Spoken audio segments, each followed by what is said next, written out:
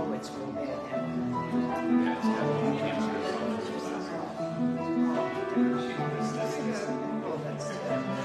I'm hoping the weather. Yeah. We were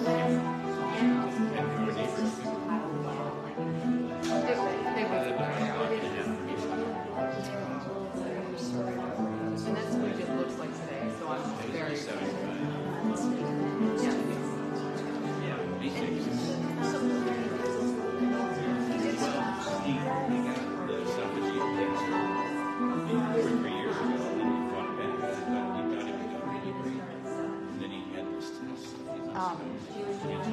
Okay, I'll let you know what comes.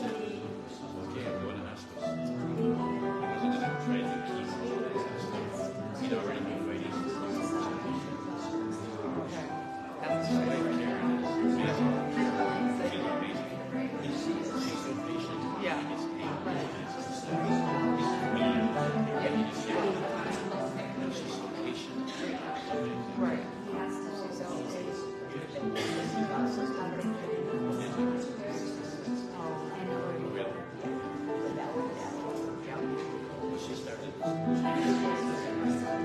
Okay, yeah.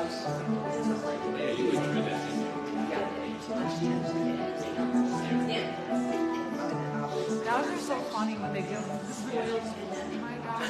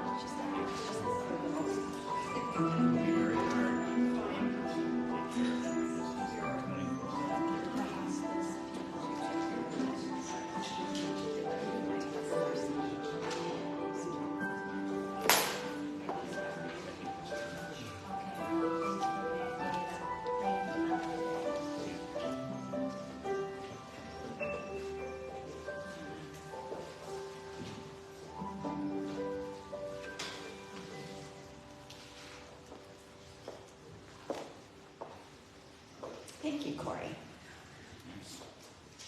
What a nice big group on this beautiful Sunday afternoon. Thank you for choosing to be here with us for a little while this afternoon. Big reminder that in your packet that you have on your chair, there is a card that you can indicate somebody for prayer, someone, a situation, a condition. Please do that and just put it in the basket as the collection basket comes around, and we will, as a group, remember those people in prayer. So welcome to everyone who's here. Also, those who are watching virtually, we welcome you into our big group here. And I'd like to invite us all to stand and sing our opening song, Prayer of the Child of Love.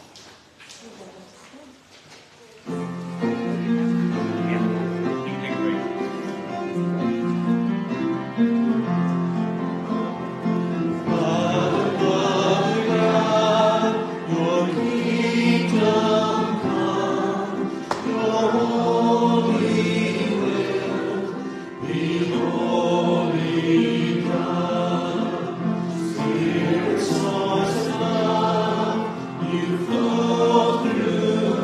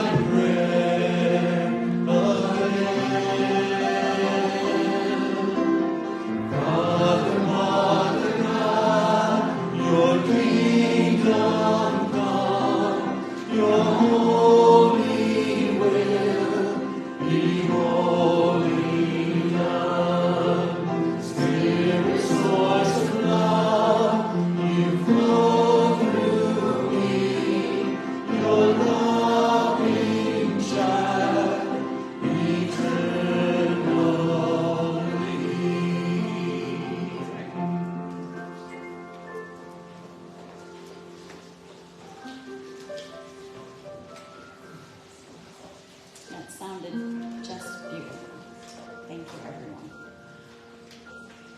So now I'd like to invite us all to join together in an opening meditation. I'd like you to just begin to relax and close your eyes. Let your shoulders drop.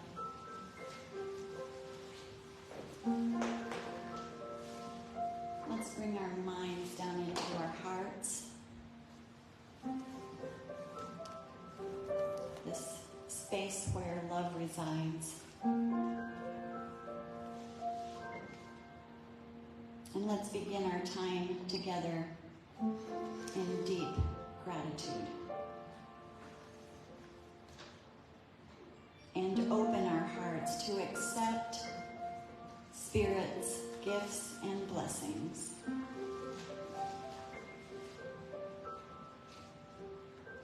We are one with divine presence, one with the wonder of the universe. We are love itself, unbounded and unlimited love, all around us, within us, filling us up and spilling over into this beautiful, beautiful earth experience.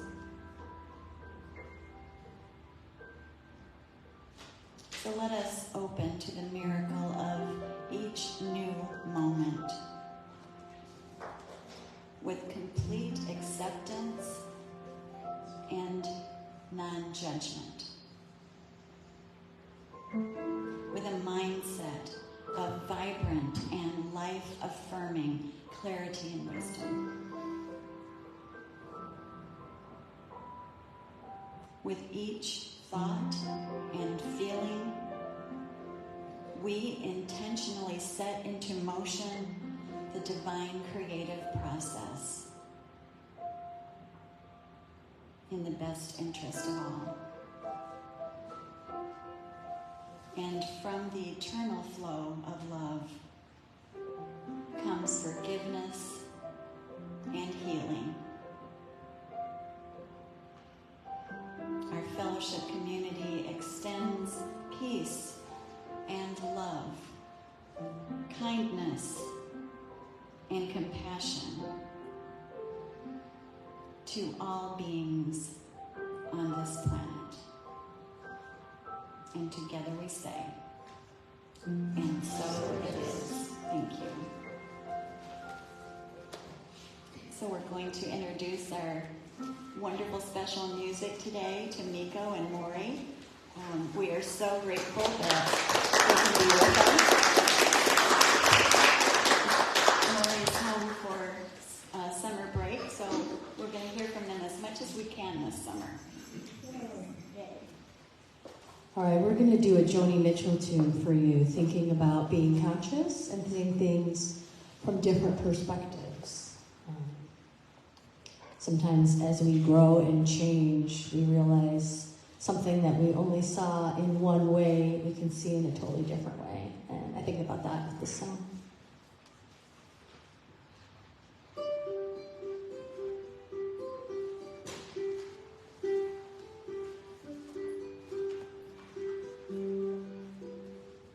Rose and flows of angel hair, ice cream castles in the air, feathered canyons everywhere. I've looked at clouds that way, but now they only block the sun. They rain and snow on everyone. So many things I could have done, but clouds got in my way.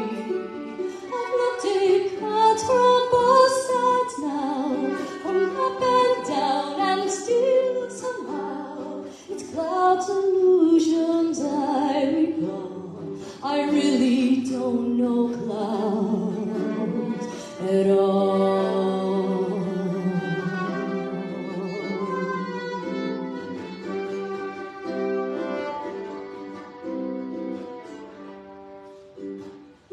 Moons and Junes and Ferris wheels, the dizzy dancing way you feel as every fairy tale comes real. I've looked at love that way, but now it's just another show. You leave 'em laughing when you go, and if you care, don't let them know. Don't give yourself away.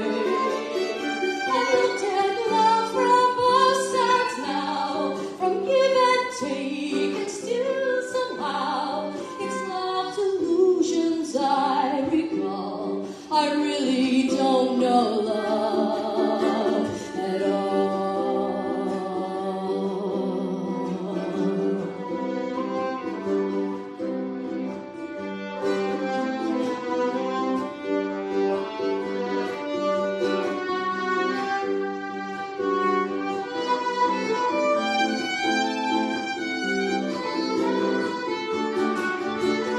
Tears and fears and feeling proud to say I love you right out loud. And if you screams and circus crowd, I've looked at life that way. But now old friends are acting strange. They shake their heads, they say I've changed. Well, something's lost and something's gained from living every day.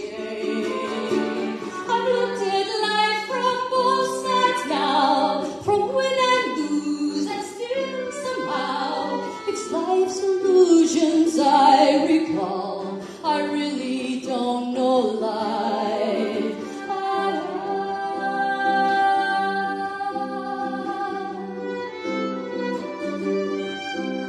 I looked at life from both sides now, from give and take, and still somehow it's life's illusions I recall. I really don't know life at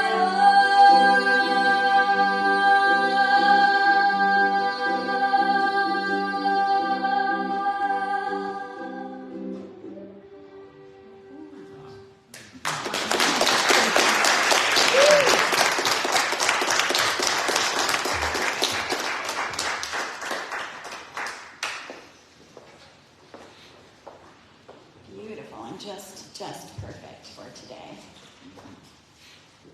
I turned over a piece of paper that I picked up earlier and found this quote, and I thought it was, again, perfect for today. God spoke to me in flowers,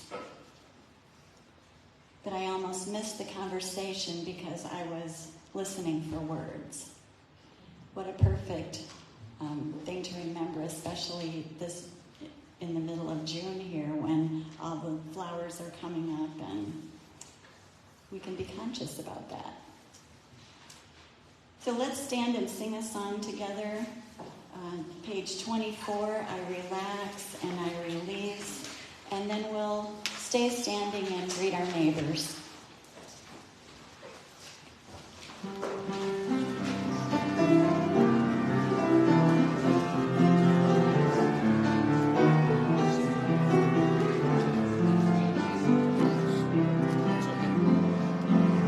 Relax and I release and I let go today. I relax and I release and I let go today. I relax and I release and I let go today. I relax and I release and I let go.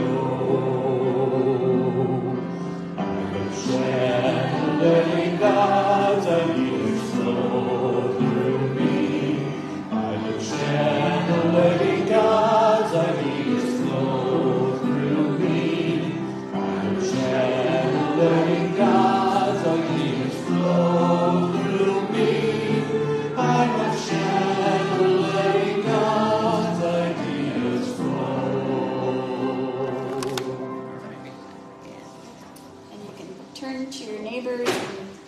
greet them.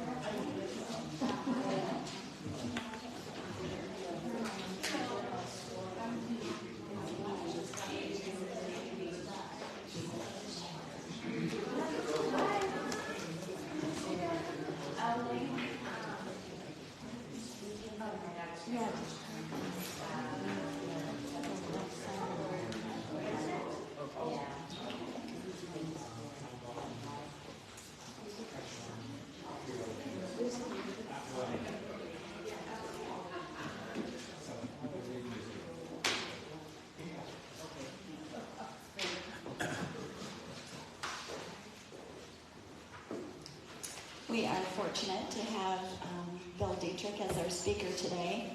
So I'm going to just let him get up here and take off so that we have plenty of time for his talk. Let's give him a warm welcome.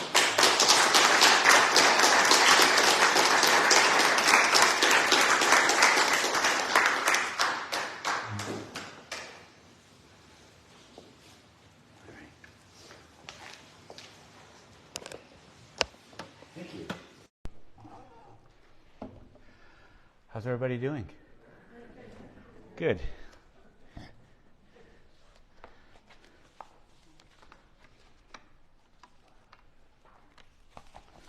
All right.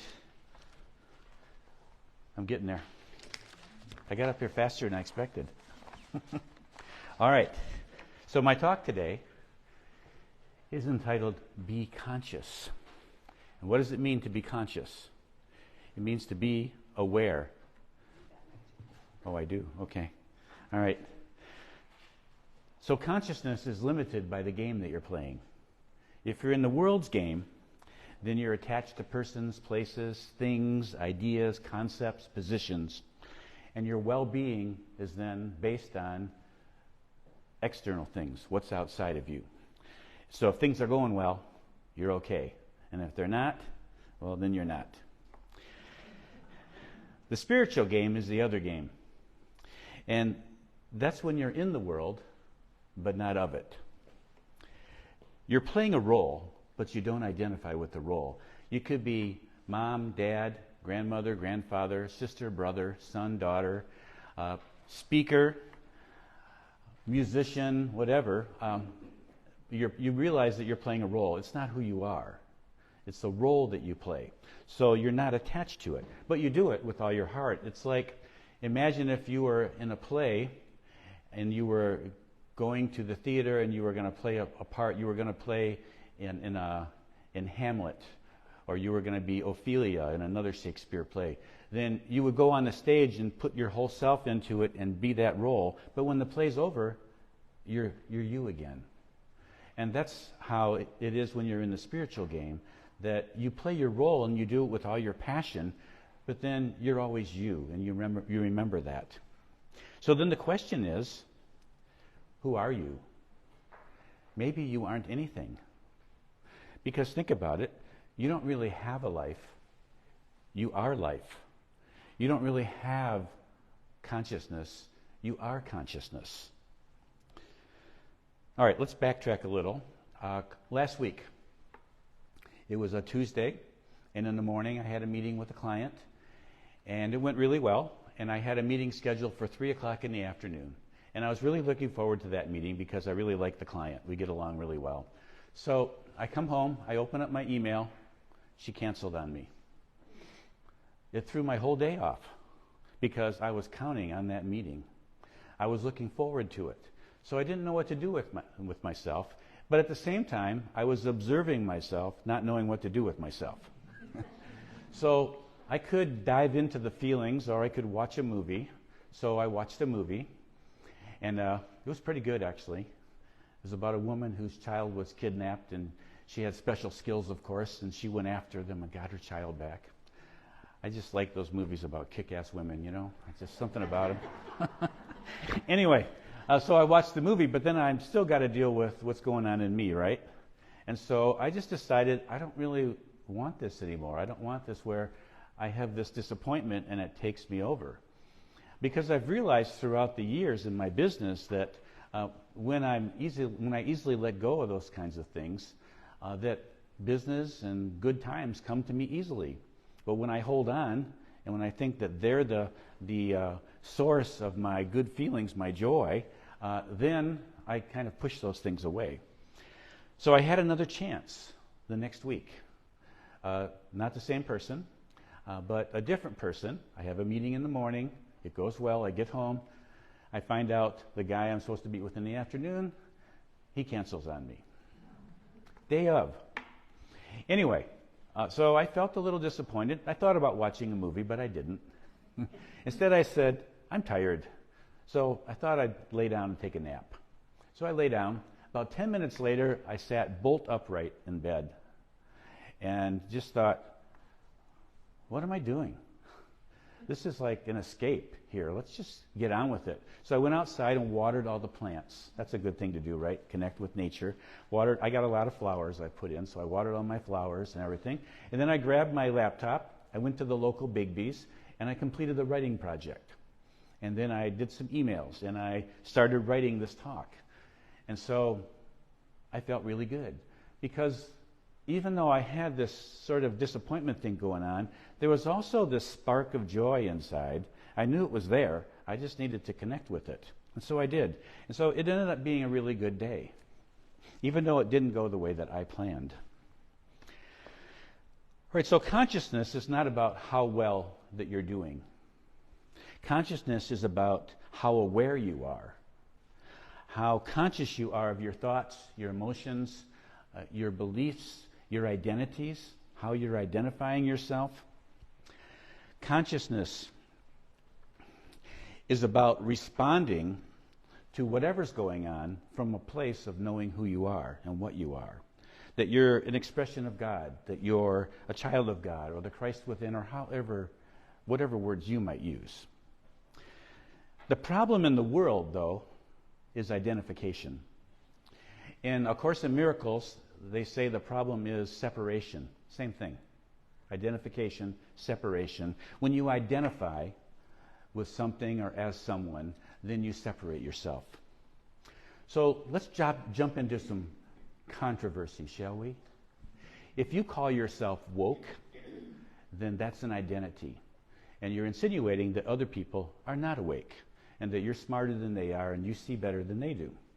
And if you're on the other side and you sneer at people who you think are woke, you're doing the same thing because you think you're smarter and you're more moral, more aware than the other person. It's all part of the same game. It's the game of identification, the game of separation. And we're playing it all the time. Watch the news. Well, don't watch it for very long, okay? But watch it for a little bit. And it's all separation. It's all this identifying stuff that comes out.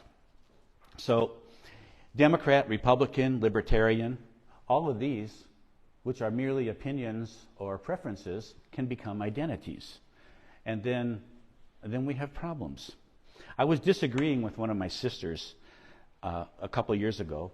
We had a disagreement on COVID policies. And she called me a Trump follower and a conspiracy theorist. I'm not either one of those. But once you call someone a name, like she did with me, once you identify them as separate, you don't have to listen to them anymore. They can't really challenge your point of view because you've already dismissed them. You've already made them separate. You've not only invalidated their point of view, you have invalidated them as a person. We turn people into objects when we identify as one side and make them the other side or the enemy. The game we play, it promises a winner, but it's an illusion. There's no winner, only pain and suffering. And mostly, we can't even have a conversation. I'm not saying don't have opinions or preferences. I'm not saying don't be passionate about a cause. I'm saying be conscious. Be conscious of what you're doing. Because when you're turning a point of view or an opinion into an identity, then you're turning someone else into an enemy or somebody who opposes you. The first step in change, then, if you want to exit this game of separation and identity, the first step is to, of course, be conscious, self-awareness. Be aware of how you feel. Be aware even of how you think. And we tend to focus on thinking, but actually feeling is more important. Because if you let go of a thought, that's cool. But if you let go of a feeling, then you let go of a whole slew of thoughts that go with that feeling. And those thoughts don't stick to you anymore. Changes at the level of emotion are much more powerful than changes at the level of thought. Changes at the level of spirit are also extremely powerful. And how do we do that? Well, we sit down with our emotion, our negative emotional state, whatever it may be, and we give it over. We ask, help me to see this more clearly, or help me to understand, or whatever you might ask Spirit. And then you deal with the emotions, though, too. You can't just do the spiritual part without dealing with the emotions. You deal with them. How do you deal with them? You feel them. You're angry, you feel the anger. So you feel it without judgment. And then you accept those feelings, even embrace them. And then maybe you start envisioning how you want to feel. How do you want to be? What state do you want to be in when you're dealing with this particular topic or any other topic? Awareness, then, includes some sensitivity to your impact, how you affect others. Some people will say, I tell it like it is. I'm always honest, which is a cover-up for being rude and insensitive. It's just my excuse. I get to do that, right? Because I'm straightforward. Yes. Okay. If others appear not to like you, it's not because there's something wrong with you, but it may be because you think there's something wrong with them, and they can feel that. Or maybe you expect them to meet your needs, and it's not really their job, and they feel that pressure from you. So they're like that with you. Awareness is recognizing that you are a creator and not just a reactor to whatever's going on in your life. You're accountable, which means you own your emotions. You own your thoughts. You own your beliefs, your behaviors, your relationship, your life. You own it all. There is no blame. Blame is the practice of victimhood. And victimhood just takes you down a downward spiral. It makes you more and more powerless. But as you expand your awareness, that is, you expand your consciousness, you become aware of your power.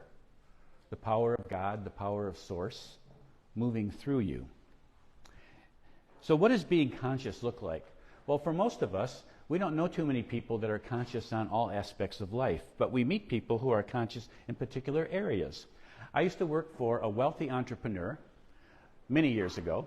His name was Warren, and Warren had what you would call a prosperity consciousness. An associate of his told me that you could put Warren in the middle of a field with nothing but the shirt on his back, and in a year he'd be a millionaire again. And it's true. I knew it was true. He was the kind of guy that if he was in negotiations and they were stuck, he would excuse himself, go take a nap. Then he'd come back and close the deal. Once he and I drove into Washington, D.C., and he wanted to set up a meeting with a couple different people. One was Senator Donald Regal at that time, and the other was Barbara Marx Hubbard, an author. And so we called both offices, and they both got back to us, and they both said yes. So I said to Warren, how are we going to do that? We can't see them both at the same time. He waved me off and said, it'll work out. It did. And I got to spend a good amount of time with Barbara Marx Hubbard, too. And if you know who she was pretty cool. Anyway, all right. Another form of consciousness, I look at it myself. I've had a pretty strong health consciousness in my life. Not that I take all the vitamins and eat all the right food. I do that as much as I can, but I do like my sweets. But when I get sick or hurt, and that does happen sometimes, I always know I'm going to be well. I just know it. And so I just do what I need to do, to get there. So I don't get sick very much. And when I do, usually pharmaceuticals aren't very helpful to me. I just find natural ways, and I get well. So I don't take any drugs. I mean, that doesn't mean I never would. But I'm not on anything right now, and I'm glad of that, and I hope to keep that going. And even if I were, I still would have that health consciousness. What I'm saying that for is that for many of us, we have this thing, oh, I'm sick, run to the doctor. But for me, it's more like, no, let's hold up. Let's take a look at what's going on here and move forward from there. One of my favorite stories from most of you are familiar with Yogananda, Autobiography of a Yogi. His consciousness was all he cared about was union with God. That was everything in his life. That's what he taught. And that's what yoga means, of course, is union. So while he was living in California, Yogananda developed a taste for root beer. So every afternoon, he would have a glass of root beer. And one day, he found himself really looking forward to that glass of root beer, longing for it. And he caught himself, and he stopped, and he said, okay, no more root beer. We're done. Because nothing would get in the way of what he chose for his mission in life and what was his goal, which was union. I always like that story. It's not in the autobiography, but it's somewhere. So which game do you want to play? As long as you have some kind of individual awareness, you're in a game. Now, if you're enlightened, well, then it's game over. Unless you are like Jesus or Kuan Yin. Kuan Yin, if you know anything about her, she's a bodhisattva. So she came from the Buddhist tradition. And the promise of Kuan Yin is that she will not enter into the oneness until every human being can go there with her.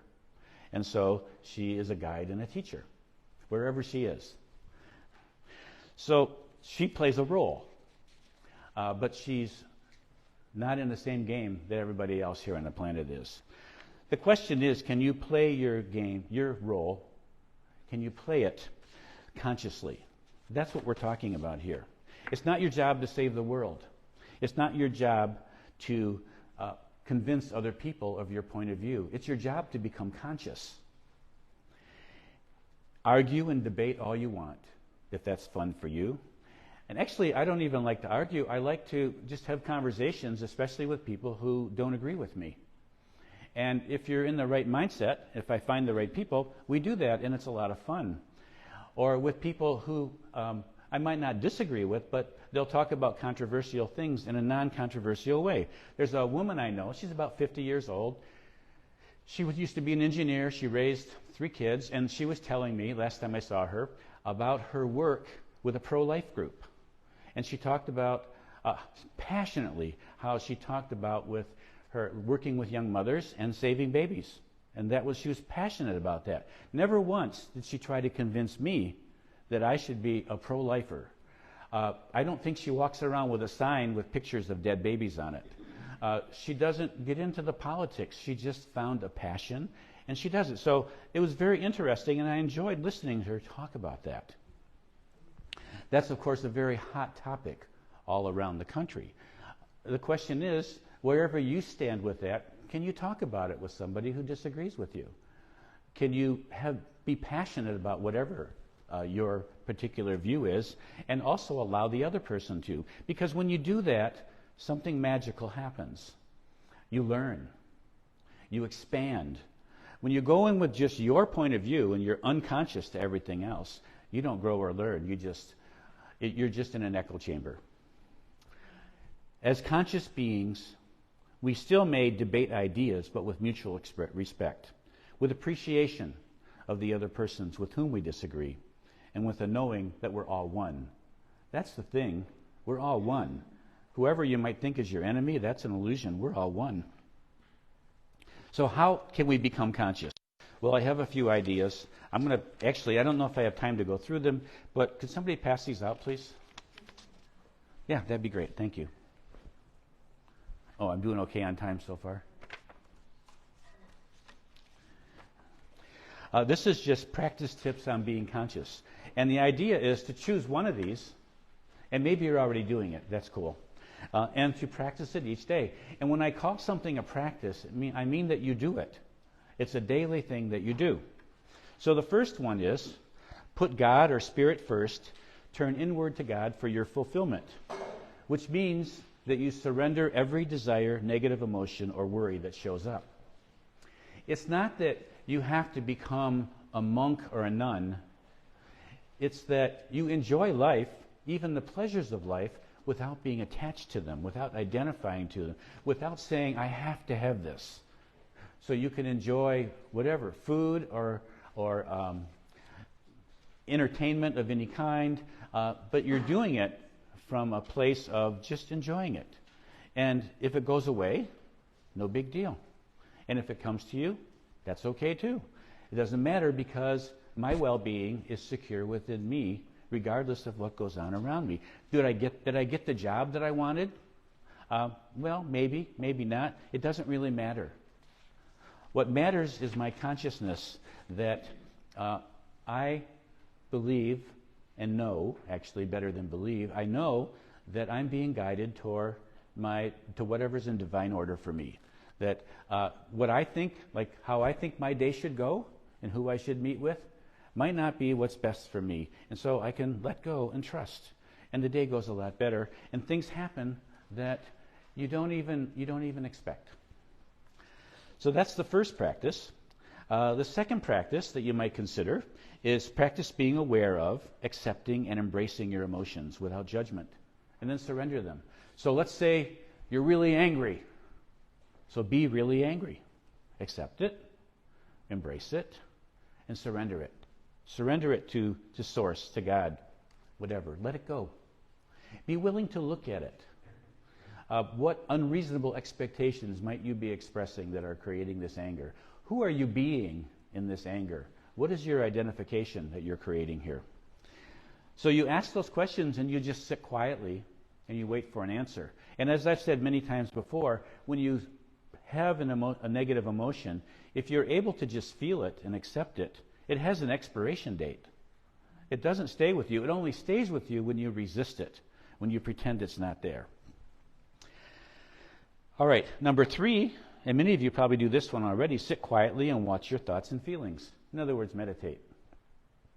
Just meditate. Do that every day. Not when I have time, but every day. I don't care if it's 5 minutes or an hour, but do something like that every day. I think it's good to stop several times during the day and do that. Maybe just a few minutes here, a few minutes there. Kind of check in with yourself, see where you're at. Take a good few deep breaths, stretch, whatever. And then the fourth one, practice seeing your oneness with everyone. That is, constantly remind yourself that no matter what somebody looks like or sounds like, you're one with that person. You're connected. And know this, that you cannot influence another person from a place of separation. The moment I declare you the other side, we're done. I will not influence you. So if you are a radical, go back to the pro-life, pro-choice debate. If you are burning down Planned Parenthood facilities, you're not going to convert anybody to your point of view. And if you're marching in Washington, D.C., and you got blood all over your shirt and you're stabbing baby dolls, no one is going to listen to you and be converted, but it's going to be quite the opposite. You're going to influence them to be even more against you because of force always creates counterforce. That's just how it works. The more that we separate people from ourselves, the more we get in our own way. So if you truly are passionate about a particular cause, then you have to find a way to connect with the people who don't agree with you. Or you can just speak to the choir, the people that agree with you. But if you really want to be influential, then you work with people who feel differently than you. So one of those 4, Pick one, please. Think about it. All right. So, be conscious. Becoming conscious can be painful because then we see all the things that we're holding on to, all the things we're attached to, and letting them go feels painful. Some people call it sacrifice, but it's not really a sacrifice because when you give it up, you feel better. You feel more free. You're not tied to it. The world promises to make you happy, but it can't. The ego promises you that things will be better if you can prove that you're right. And it can't deliver that. It doesn't deliver because if you know anything about relationships, being right never matters. It never does. So forget about it. Be on good terms with all people in your life and be on good terms with yourself. And don't identify with your past. Everybody has a past, right? It's not here now, though. If you identify with it, guilt, shame, whatever it may be, then you're just dragging yourself down. Don't identify with it. Identify with who you are now. That's what matters. And if somebody else in your life identifies you with your past, let them. Let them do whatever they do. You can just love them as they are. All right, I'm going to finish up with an adaptation of a quote from A Course of Love. I'm going to read it to you. It's kind of like a meditation. It's short. And if you would like to close your eyes, whatever, that will work. This is from one of my favorite chapters from A Course of Love, chapter 20 called The Embrace. You are no longer the object viewing the subject of the kingdom. You are the heart of the kingdom's beauty revealed.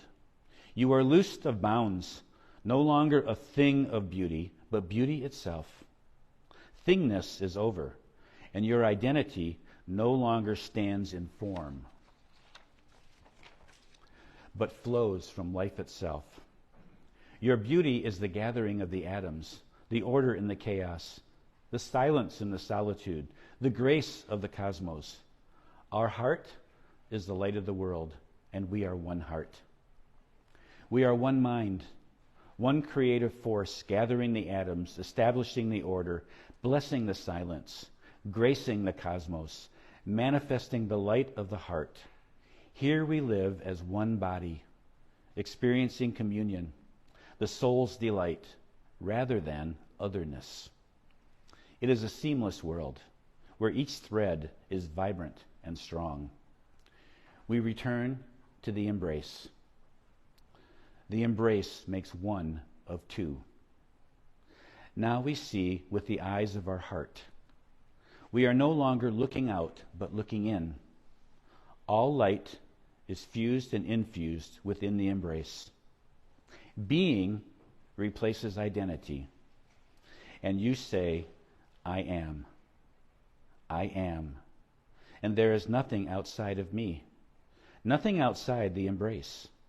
Your life is a dream that requires you not to leave your home, your place of safety and rest.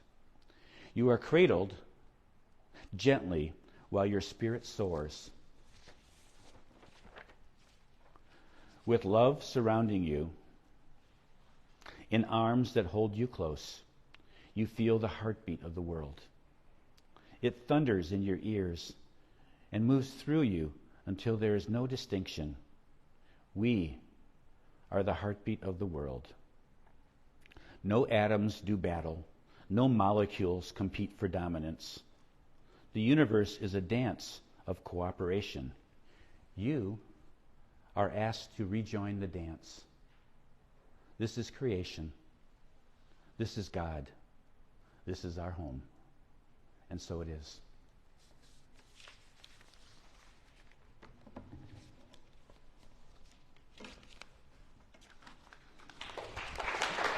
Thank you. Thank you, Bill. Such good stuff. Especially that last quote was absolutely fantastic. Let's sing together our thoughts, our prayers. Please go to God.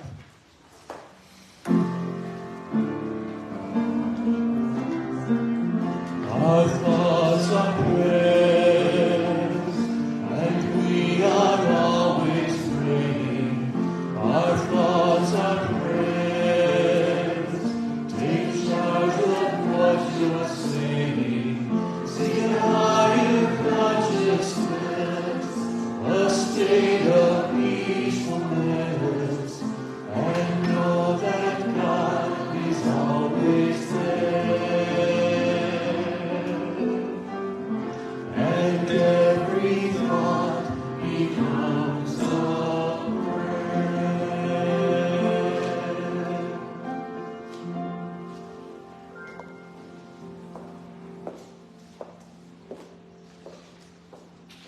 Thank you so much, Bill.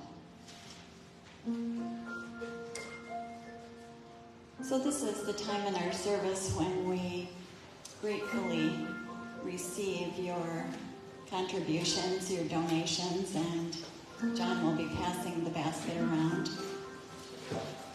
But for me, these few moments that we spend doing this are so much more important to all of us and to our fellowship, because it's an opportunity for us to practice prosperity consciousness. It's an opportunity for us to remember that giving and receiving are one in truth, and remember that abundance is the flow of divine energy. And so I just ask for you to hold these thoughts in consciousness as John passes the basket. You can go ahead, John, and remember to put your prayer card in the basket. And as you place your donation in the basket, as you hold in consciousness your donation, if you give it online, remember these things. This is an experience of remembering that our every thought and belief and feeling creates our experience of the world, and that includes abundance. So I'd like to invite you to read with me the blessing of our tithes and offerings, and just be very present with these words. It capsulizes our intention so beautifully. The light of divine love shines eternally, blessing and multiplying our tithes and offerings. I joyously give, knowing I always have enough to share and to spare. And we can really smile on that last sentence, can't we? We always have enough to share and to spare. So thank you so much. We all at the fellowship appreciate your donation. Thank you, John. And I ask you to close your eyes one more time as we think about all of the beautiful beings who are being remembered with their names in the basket today. We hold them close in our hearts. And instead of seeing their needs and their challenges, let us together see their divinity, their wholeness, their health. Let us see them arriving at the resolution of their problem with effortless ease.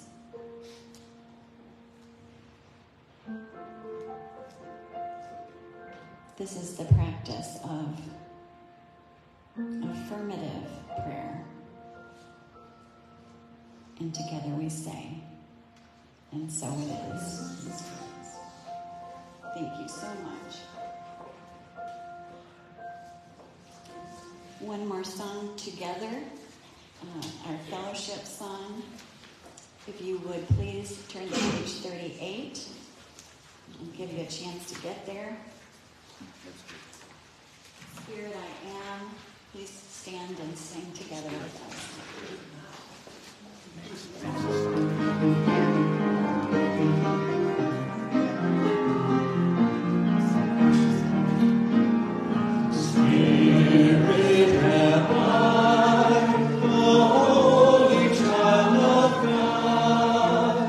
Free of all will.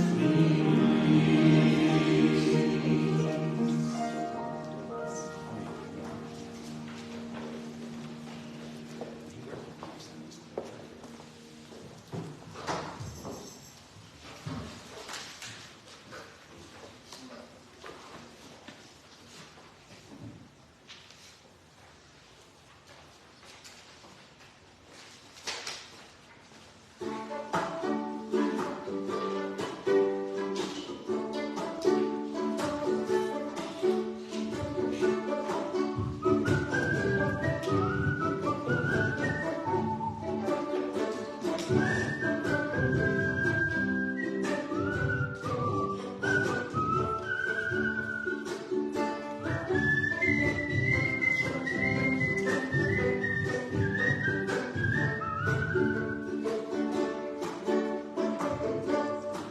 can see clearly now the rain is gone. I can see all the obstacles in my way.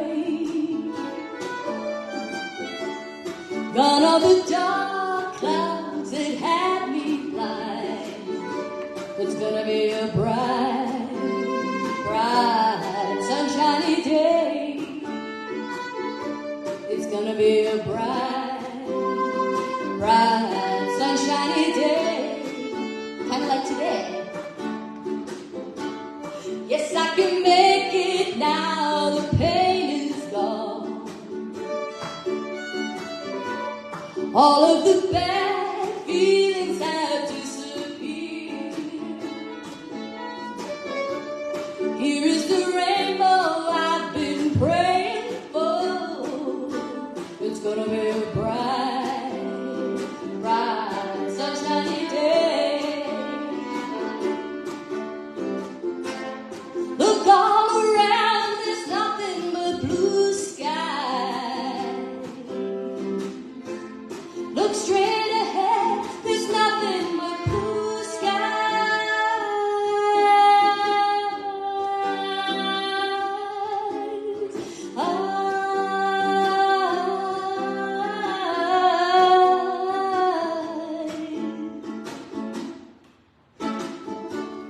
I can see clearly now, the rain is gone. I can see all the obstacles in my way. Oh, gone are the dark clouds that had me blind. It's gonna be a bright, bright, sunshiny day. It's gonna be a bright, bright, sunshiny day. It's gonna be a bright, bright, sunshiny day.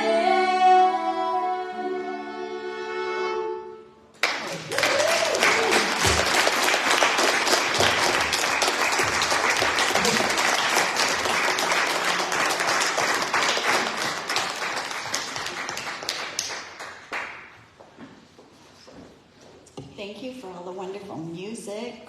Tamika, Maury, and Corey, please give them a moment. Bill Diedrich, thank you for all of the wonderful things to think about as we go into our week and beyond. And thank you everyone for being here. We have some new faces. We have some old friends that we haven't seen for a long time. So thank you all for being here, virtual watchers as well. And I just have a few announcements about what's coming up in June. We have Death Cafe on the Saturday, the 17th at 2 p.m. at the office. We have a sound bath session with Julie Ross on June 22nd, 6:30 at the office. And we have our summer solstice celebration.